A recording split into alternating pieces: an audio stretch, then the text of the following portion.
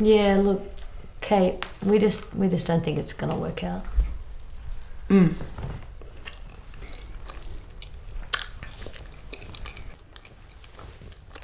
What?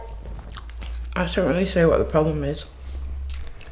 Well, where do I start? I mean, you eat all my food and then deny having eaten it and don't replace it. Well, I label my food. I didn't touch your food. Yeah, and having sex in the lounge room. I mean, this is our shared space. Yeah, that was fucked. You should have knocked. See, I mean, that's what the problem is. You don't see how any of your actions are wrong. I mean, you put a couch surfer in my room when I was in Japan. That's not cool. Yeah, he couldn't find an ashtray, so he used your bed head. You wouldn't have even known otherwise. Yeah, and you're wearing my shirt. If you guys have issues with me, you should just say it to my face. You don't have to, bitch about me behind my back. Yeah, we're telling you now. We can't live with you and we want you to move out. Well, I'm not leaving. I'm on the lease. I'm down for working through our issues. You guys are pretty hard to live with too. How is that? I just don't feel emotionally supported. You wiped your ass with a hand towel. We were out of toilet paper. Oh my And God. I washed the hand towel. Oh my God. Kate, it's not negotiable. You've got 4 weeks. Sorry, I just gotta... Oh, seriously? Yeah, just hold on. Gross. Man.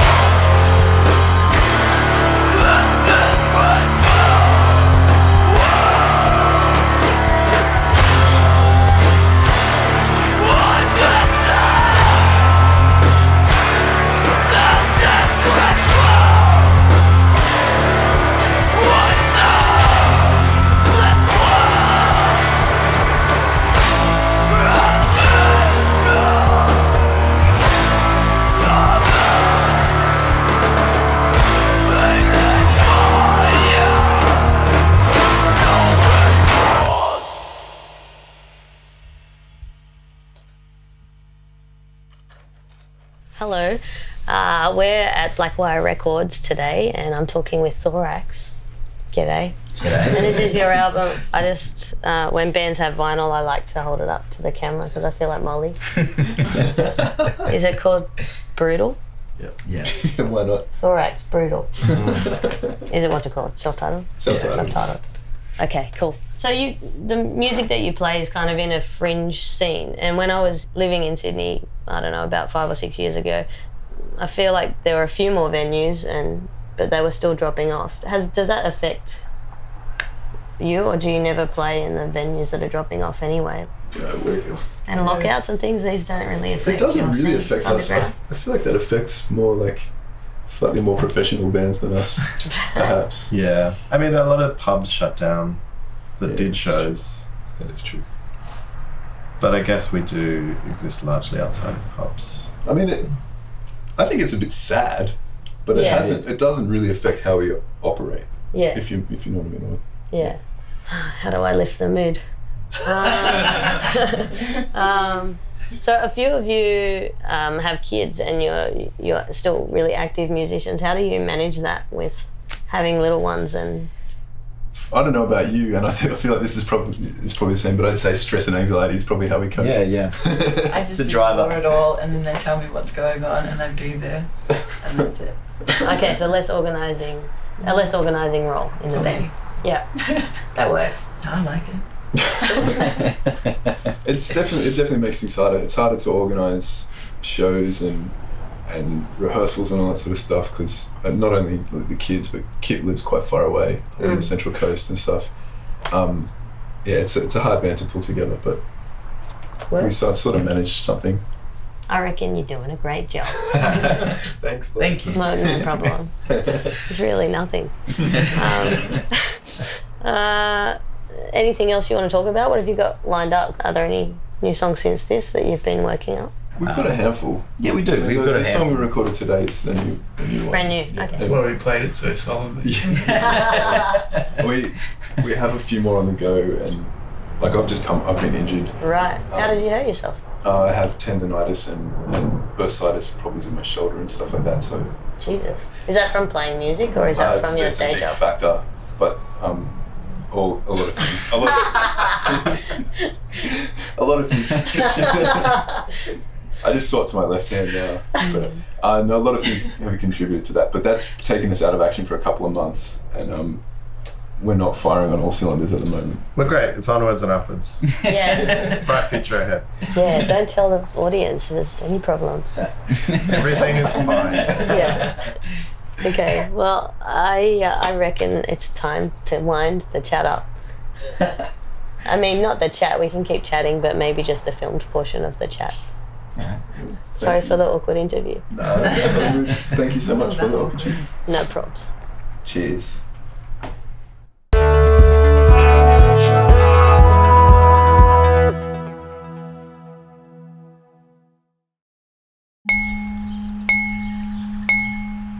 This is Deborah St. Wood, a grief specialist with a background in private investigation. Today, Deborah will be granting us behind-the-scenes access to her life-saving work. My program grew from a strong need within the community. What started as a simple method for dealing with my own grief quite quickly became a large government-funded business. This is Kelly Eastwood. She works as a farrier on her family's stud farm and will be the first Australian to benefit from Deborah's program. Kelly has been suffering from acute heartache. As it turned out, Toby was actually married to someone else, and on top of that, he also had another girlfriend and a really active Tinder profile. If it wasn't for these horses and caring about the health of their hooves, I really wouldn't have gotten through this. But I just need to take that next step. So I think the 3-step grief shortening program is really He's really my only hope.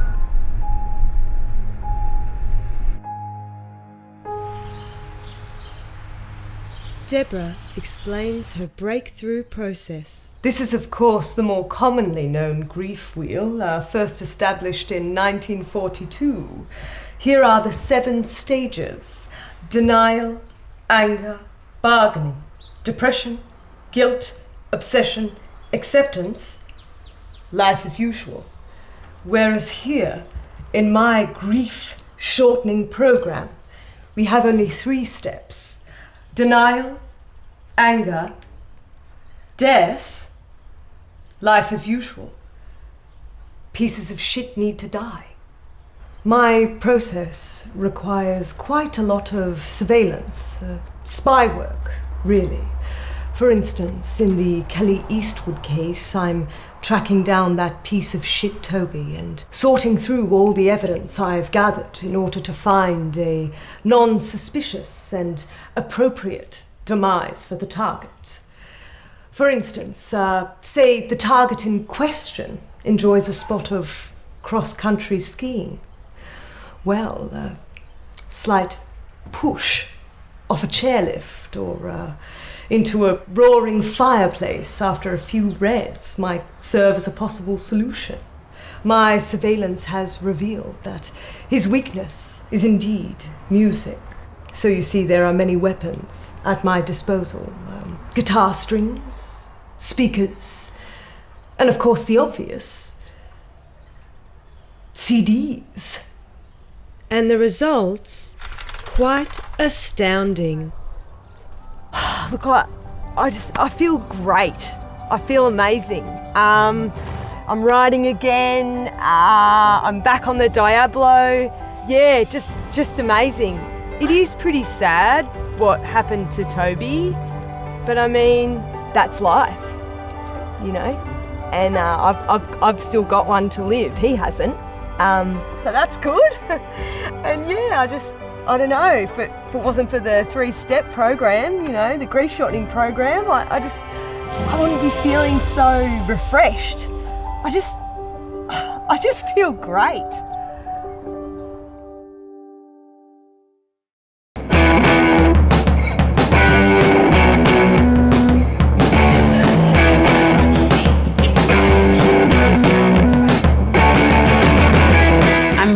And I'm head of media and promotions at Girls Rock Melbourne.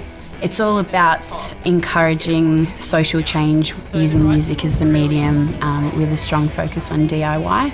Girls Rock was started as a rock camp in Portland in 2001 in the US, and it runs worldwide now. We had the first ever Australian rock camp in Canberra last year, and this year is the first ever Girls Rock Melbourne camp. We've got 44 campers between the ages of 12 and 17, and they're female, trans and gender non-conforming. And they come along, there's no musical experience necessary. We give them sort of basic instruction on their instrument depending on their skill level.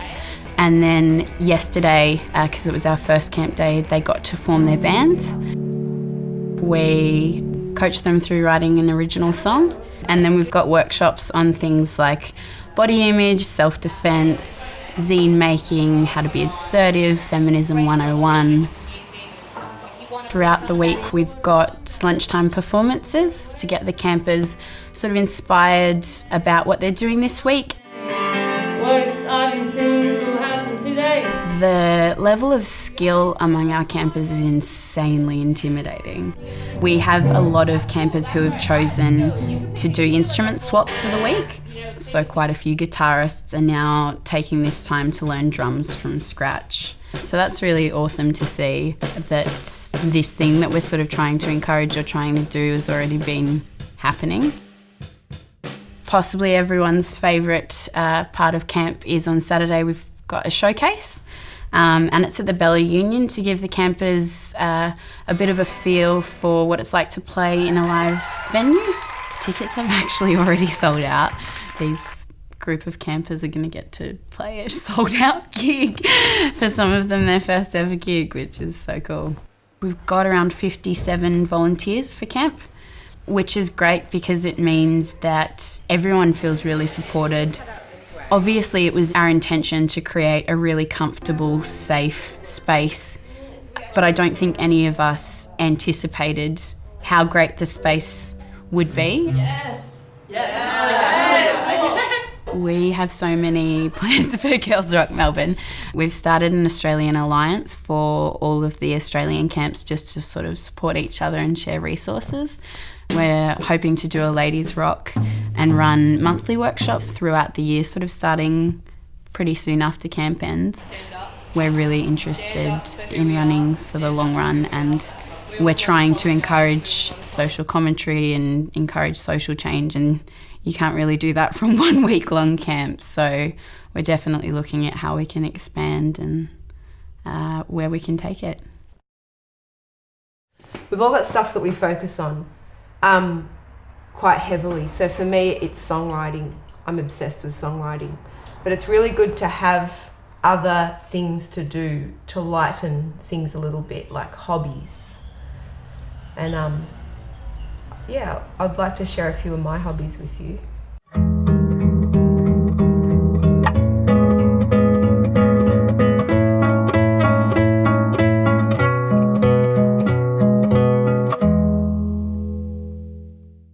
So one of my hobbies is playing the saxophone. I've been playing it since I was 10. It's always nice to have someone to serenade. Help. So I'm just trying to remember my way.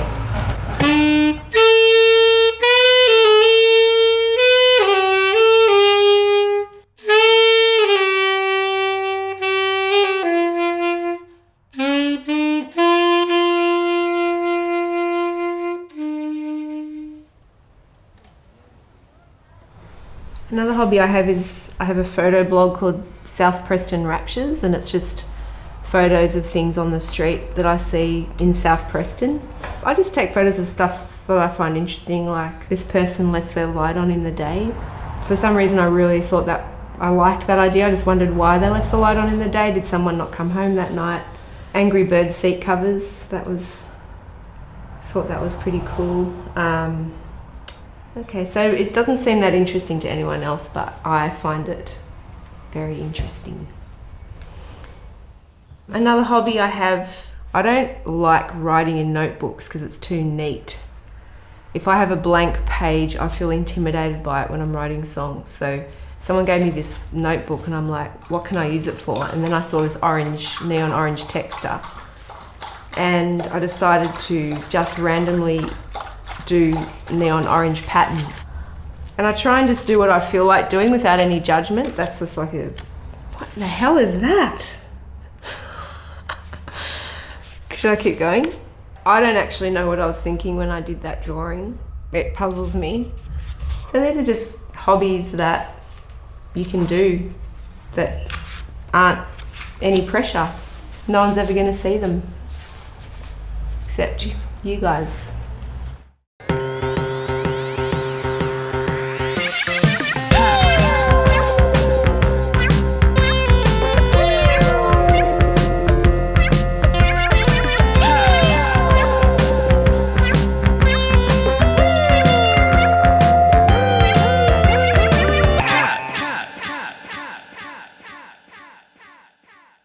Who's this?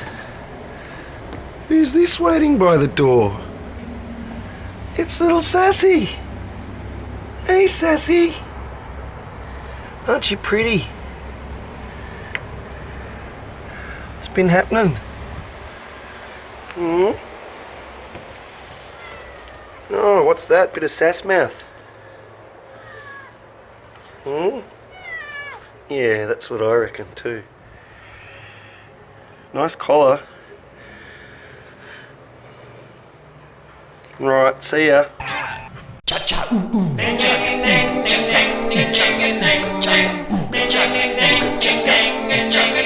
chicken mixture with Dirk is ready, Dirk is ready. With Johnny Marr on lead guitar. I made you fucking lord. Diggers with occasions. Dirty got a damn round. Sexuality. Kirsty McCall, so fucking good. Sexuality, ejaculate another better day. A nuclear septic, dagger was up the sweet on.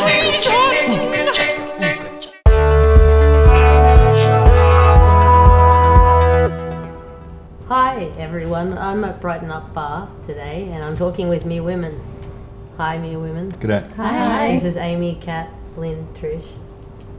I'm holding your album, Your Town. Thank you for giving me that. Someone's gonna win that. I'll just put it there. So I remember when you guys got together, I think. How long ago was that? It's coming on 6 years. Yeah, between 5 and 6. Long time playing. Yeah. And Trish joined more recently? Yeah, start of this year, I guess. Were you playing the same, were you doing the same things? Did you have a bass? No, we never had a bass. We just had keys, drums, guitar. So it's nice to have bass because it really transforms the sound. Yeah, it does. Yeah. And it means I can make it up as I go along. Yeah. Have you been doing slap bass?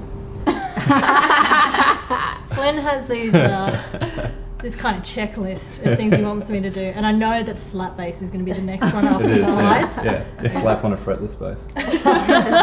Gross. I feel like you came out of the underground sort of world of music. You're also quite overground popular. How do you straddle these two scenes and stay active in both of them? I think we just like to play shows with bands that we either like their sound or we like their kind of ethos, the way they approach music. Mhm. So I think in that sense it's quite natural for us to play a show at Blackwire, but then also play like a support for someone at the Metro if we think it fits well. And I think it's kind of accidental. It's been interesting to watch from afar, scenes kind of cross-pollinate as well. Like, I wouldn't have expected these bands to all play together. I'm just seeing these things come up in my feed. I'm like, that's cool. Yeah. We're pretty big on that. Like when we're organising shows, like it's never just us and bands that sound like us. Like why would everyone want to see that? I know, but it's just such a it happens all the time, phenomenon. But like why wouldn't you put on a hardcore band and then like a folk act or something? Like I don't know, something along those lines. I guess you have certain things in common. I just wish that if I listened to Whitney Houston every Saturday, that I would be able to put on a gig that was Whitney Houston kind of music. Yeah. Well, it's the dream. Yeah. You could play with Whitney Housston's Crypt. Yeah. Don't really sound like Whitney Houston. Oh, that's a band. Yeah, I thought it's you a were band. getting dark on me. You can dig it up, yeah. All right. I think it's time to end the interview. I've had fun. I hope you guys had fun. Thank you. Thank you so much for coming in. You're wonderful. No worries. Love your Thanks stuff. for having us. Thank you. No worries.